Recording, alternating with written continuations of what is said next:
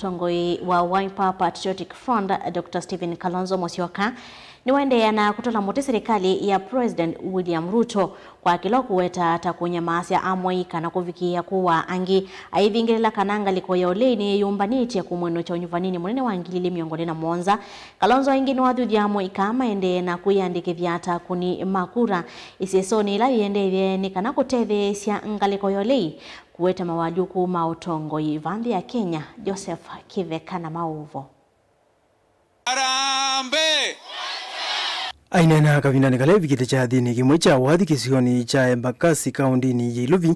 Kalonzo ni waende ya kurula mote serikali kwa kunyamasi ya amwika kwisela kumateka nyala na ingi kuidhu wa meo wae ahiweta kana ni maende kuyumbani ya kuinucha serikali ya President William Ruto. Huku tukijiandaa kuondoa wale ambao wameshindwa na kuongoza nchi na kudhibiti nchi, wale ambao wanaamini Nairobi inamilikiwa na goons, yani hawaamini demokrasia, wanaona wakishindwa watatumia rungu na kuua watoto, kuwafuatilia kwa simu na kuwachukua na kuwaweka kwa masubaru.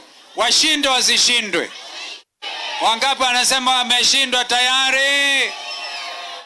Kalonzo eweta kana mayisa kusioka itina ndini wanzika yosiosi ya kuvetanga utongo yu na kuweta utongo yungi musiova Kenya. Vala watula muti serikali kwa kutuma makambuni maingi mavingwa na muika kuidhuwa matema uyani. Vijana hawana kazi kwa sababu viwanda vingi vimefungwa na watu kuhamia biashara zao kupeleka Tanzania, wengine wanapeleka Uganda na kwingineko, na watoto kulala hoi kwa sababu wao kazi yao ni kukusanya pesa alafu wanawaita Ikulu.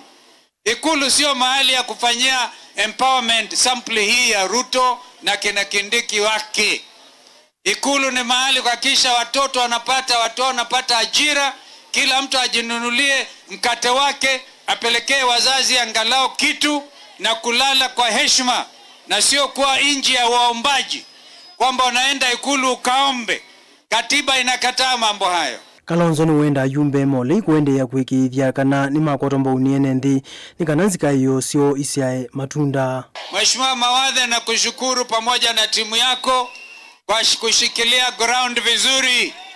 Endeleeni kushikilia ground, na sababu ground sasa inasema hawa jamaa atakuwa one term, na ndio sasa harambi. Kama kuna wakati wa harambi wa Kenya, tushike harambi, kuondoa umaskini, kuondoa uongozi ambao ni wa kiimla, kuondoa uongozi ambao umemwaga damu ya watoto wetu na wana hata aibu, hata wanasema watoto wapigwe risasi mguu.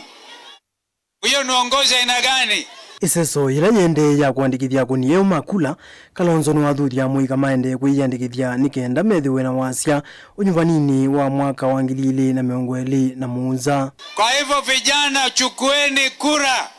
Wangapi wako tayari kuchukua kura immediately? This is revolution time in Kenya.